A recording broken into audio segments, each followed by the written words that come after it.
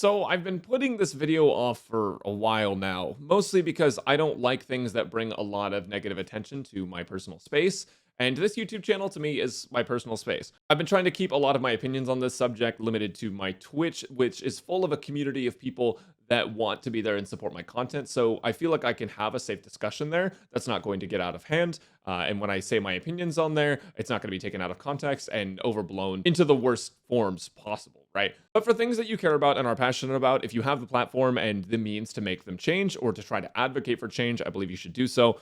So that's why I'm finally making this video. You may or may not have heard, if you're on YouTube and watching Genshin and Star Rail creators, you've probably heard. Basically, Genshin Impact put out this Chinese New Year live stream where they showed all of the new things coming in 4.4 and also added some extra cool stuff because it's Chinese New Year. We should celebrate. It's going to be a lot of fun. And if you look on screen now, you can kind of see all the rewards. Actually, let me zoom back out of this. You can see a free 4-star selector, 10 intertwined fates, lantern rite gifts, which are just going to be like a part of the event. And then there's 3 skins. The skins are 2 of them are paid, I believe, and 1 of them is free, which is pretty normal. And then our 2 new characters as well. So, you know, a lot of people might think, wow, like that looks pretty good, right? That's a pretty good patch. I have so many things to look forward to for lantern rite. And you know what? If you do, there's nothing wrong with that. If you enjoy this formula and you want to see more of this kind of stuff, this is great. I mean, a 4-star selector, it's going to be great for free-to-play players, especially because of the new 4-star coming out. Free skin is just nice because, you know, you've been looking at the same character, using them in every single team forever. I'm looking at you, Singchil. So skin will, you know, switch it up a little bit. And of course, Lantern Rite is one of the most beloved events. Everyone really loves the story of Lantern Rite or the cutscenes that come with Lantern Rite. Hu Tao's rap is for another video. But if you've been playing Genshin Impact since launch, you know what these rewards are. You know that this is a pretty normal thing for them to do. You know, getting 3 skins at once, I will say, is pretty cool. Wow, that's an upgrade from 2 skins at once. I think that's fantastic. And a step in the right direction, but you would think, can you stop? But if you've been playing Genshin Impact since release, then you know this is more of sort of the same thing as usual. And if that's your vibe, like I said, that's great. I'm happy for you. But I think a lot of players are dissatisfied for a number of reasons. I don't think they would have necessarily been as upset with this sort of reward trajectory if Honkai Star Rail had just given out a free 5-star, but I do think there are quite a number of people that were not satisfied with this. But that's actually not what this video is entirely about, because there was something specifically that sort of aggravated even the CN player base, which has been historically known to be the only player base that has actually created change. Basically, every single time that something has changed, it has been a result of the CN player base pushing back. But here's what happened. Basically, here's the problem, or what people are allegedly upset about. And actually, I'm going to play it up here so you can see it past my camera, so just pay attention to the caption. And to thank everyone for their support and company over the past year, we're going to use the in-game mail to send you all 3 intertwined fates. So that's basically it. Essentially, people are upset about that. And maybe it has more to do with how it was worded, specifically like, wow, you guys have been there to support us for so long. We appreciate your support. Here's 3 polls. Now, if you want to see what's actually happening, effectively, CN players are sort of unfollowing social media accounts and review bombing different games. I don't have all of the information up because I don't have access to a lot of like the CN stores and stuff. But as you can see, the global side of Genshin seems so peaceful, while on the Chinese side, you get to see their official account on CN TikTok drop from 11 mil to 8.9 mil followers in a day, still dropping in real time. Almost every player is criticizing Genshin. So clearly people have an issue with this. I was told by someone who is involved with the CN stuff that it is explicitly the 3 polls extra that they have a problem with. Not necessarily this, but it just feels maybe a little disrespectful to say, wow, guys, here's 3 whole polls. Like our loyalty to the brand is 3 polls worth. And for those of you wondering, 3 polls is 1/60th, I think, of a guaranteed 5-star. Like, maybe if we get to the 180th Lantern Rite, we'll get 180 pulls and we can guarantee an event 5-star, guys. Maybe that's all we have to do.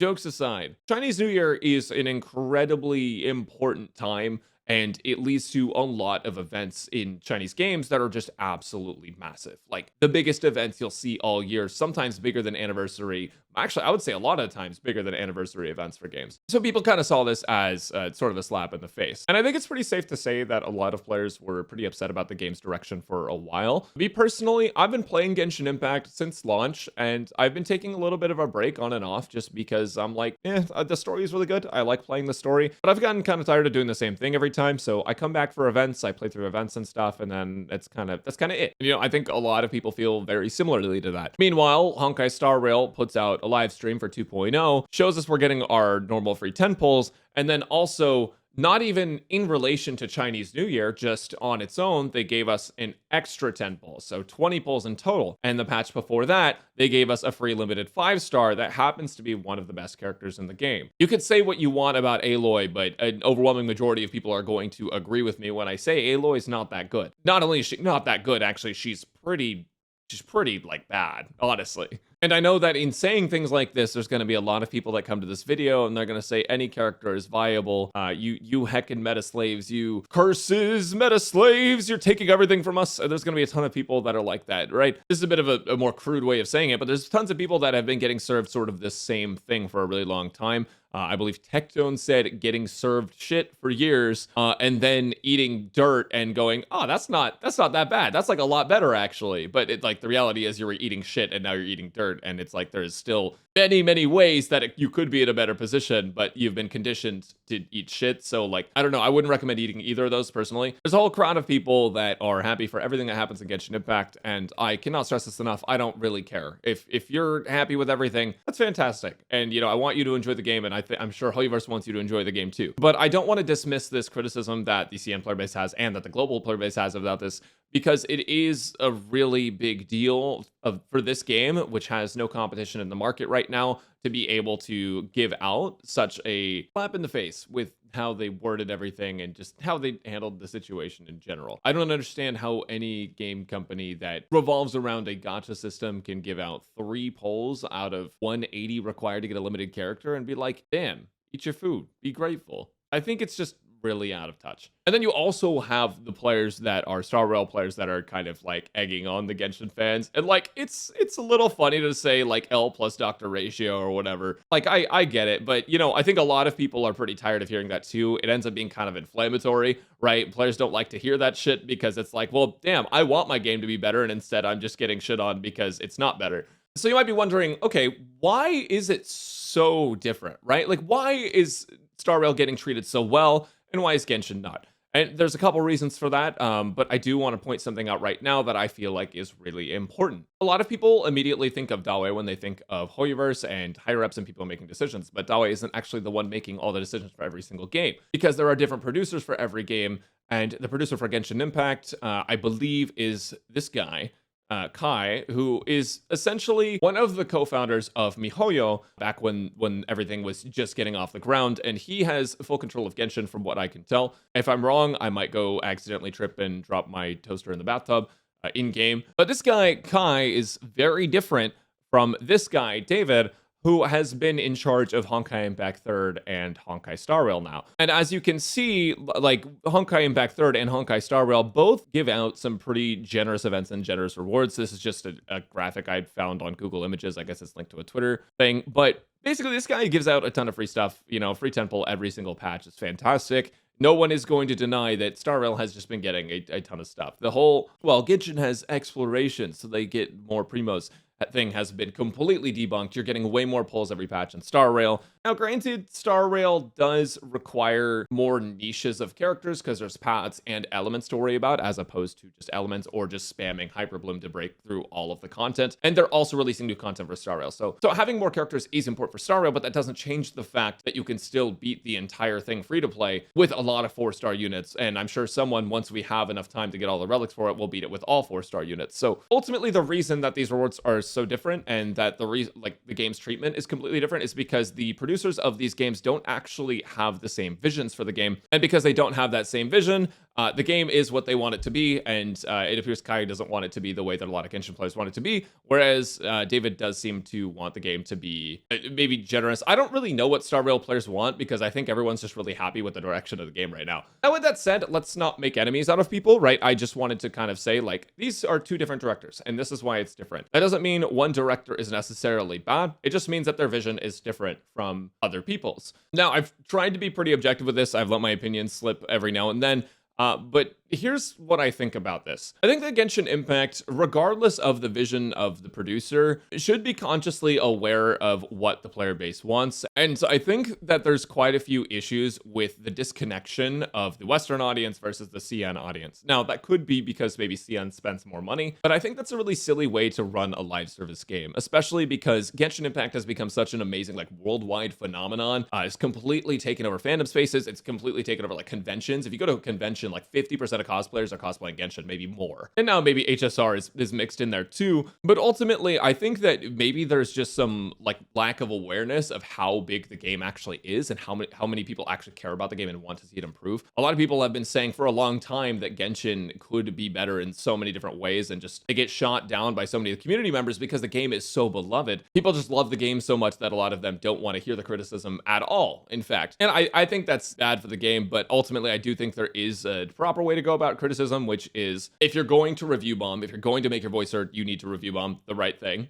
Not Google Classroom. Google Classroom has fucking nothing to do with Genshin Impact. But I do think review bombing is, like, actually justified. If you're really pissed off about something that's happening with the game, if you feel like you've been done wrong, there's a couple ways to show that you are upset with something, and one of them is by hitting them in the advertising. If you review bomb the game, it's gonna hurt basically all of their advertising that would come from the App Store, where it's like, oh shit, like, why would I play this game? It's like rated 2.5 stars. All the new players aren't gonna come in, and then they're gonna be lacking revenue because they have less spenders than usual. But ultimately, the biggest way and the most effective way is to vote with your wallet, which I don't see many people doing. If you're truly upset about the state of Genshin, then I would recommend not spending on the game. But I think the problem is deeper than that. I don't think people are upset with the state of Genshin to the point where they want to stop playing. I think people are upset with the state of Genshin because they want to keep playing. People have been trying to keep playing for so long because they love the game, and they just want to keep playing the game so much, and they've been getting by and managing to continue to play and enjoy the game, and then they get hit with this, and it just feels so disrespectful to the player base. So I understand why people are frustrated about it. And ultimately, I kind of agree. I do think that 3 wishes is a slap in the face. I think that also maybe just Genshin devs seem a little bit stingy with like giving to the community, because for a game that is really focused on not having hard end game content, I feel like it shouldn't matter if somebody gets a free standard 5-star. First off, the 5 stars in this game aren't even like that crazy good, or like the standard 5 stars. Some of them have just been completely irrelevant meta-wise, and it's not going to be the difference between someone getting like a shit ton of pulls every patch or not, because the pulls you get from Spiral Abyss, which is the only challenging content in the entire game, are so minimal anyways. So I don't see any downside to them giving out like a free standard 5-star, aside from like maybe losing that one whale who wants a copy of Diluc and pulls on standard banner and just gets incredibly unlucky. Overall, I think HSR's existence has been really good for Genshin, because I don't think that HSR is in direct competition with Genshin Impact, but having another gacha giant in the space that can potentially like hurt your concurrent players makes you have to think a little bit more about what you're doing to retain those players. Except right now, HSR is kind of winning in the generosity department, and part of that is likely due to the fact that Genshin doesn't have a real competitor, right? HSR showed us that, yeah, we're not being treated super well. But when a game like Wuthering Waves comes out, which allegedly, I don't actually know this for sure, but allegedly they just made their gacha system even more free-to-play friendly, Genshin Impact is going to be forced to make a choice on if they want to do things that will retain their dedicated, like, 4-year long-time players, or if they're just going to keep trying to bring in new people. I think Genshin peaked with COVID. Maybe there's some panic on the development side of things, or just maybe even on the revenue side of things, where they're like, oh shit, like our player base has dropped significantly just because there's less people indoors playing games all the time. And maybe that's why they're so focused on bringing new players into the game. Who knows? But every once in a while, I think as a live service game developer, I think it is your job to throw a bone to your oldest, most dedicated players. It's fine if your idea of Genshin Impact is very different from what the overall player base wants it to be, because ultimately it is your game, right? Like if I'm developing Genshin Impact and I'm told to do a specific thing, It's like, that's the game I'm developing. It's my job to do that. And that's it at the end of the day. But live service games are a little bit different from other games that we've seen in the past. And I think that people maybe are just not really super used to the idea of having an active player base that wants change for the game all the time. And now that that player base is being very vocal, people are just very like surprised, and they're like, "What's wrong? This game is everything we want it to be and better." And I can't believe so many people have negative feedback about this. I think it's a good thing just because people are self-aware. People are realizing that like, hey, Genshin Impact really hasn't changed anything over a while. Like, it took like 3 years to get quality of life stuff. And I'm hoping that that awareness will make maybe the dev team a little bit more aware as well of the player base and what they kind of want to see for the game as well. As a player, if you vote with your wallet, there's nothing stronger than that. The downside is that an overwhelming majority of players aren't on Twitter, they're not on YouTube, and they don't give a fuck about the three intertwined fates, right? A lot of people really just don't care, and I think that that's going to be the reason why, if they don't do anything, it's because the majority of players just do not care that much. But I'm hoping that because it's a live service game, maybe they'll be more willing to listen to us, especially with CN player base being kind of upset about it. What do I think is acceptable? I really think there is zero reason for there not to be a 5-star selector in the game, but I'm kind of just hoping that that'll be like anniversary this year, if probably, I don't know. All in all, Genshin players have a reason to be mad, and I don't think we should discredit that. I think that it's important to talk about it, and I think we can do so in a way that's not overly negative and doom posty. So at the end of the day, guys, I don't think the right thing to do is to go BM people on Twitter with just like spamming Dr. Ratio photos, because like it is a little funny. Like, I won't lie, it gets you a good chuckle, but it's not really doing anything except for making the Genshin players that like want to defend Genshin and are fine with the state of the game that much more solid in their beliefs, and it's not really going to help the problem. So let's not harass Genshin players, and Genshin players, let's not harass HSR players. Like, what we should be doing is, if we're playing Genshin and we enjoy Genshin, we really should be advocating for better treatment of the player base. And as I said before, voting with your wallet and voting with, I guess review bombing the right game is pretty important if you're going to do that at all. Personally, I don't really have any grievances with Genshin. I play Genshin every now and then, and I will probably continue to play Genshin every now and then until I really just get like tired of the game, but that's just me. I felt like this was important to bring up. Anyways, that was a bit of a rant, but ultimately, I do think Genshin players are in the right. I think CN being mad about how we were kind of, slapped in the face with like, due to your long-lasting support, we're going to give you an extra 3 polls, just seems crazy to me, honestly. Those are my thoughts on the whole thing. If you agree, let me know down below. And if you don't agree, then don't shoot my cat, and I will talk to you guys later.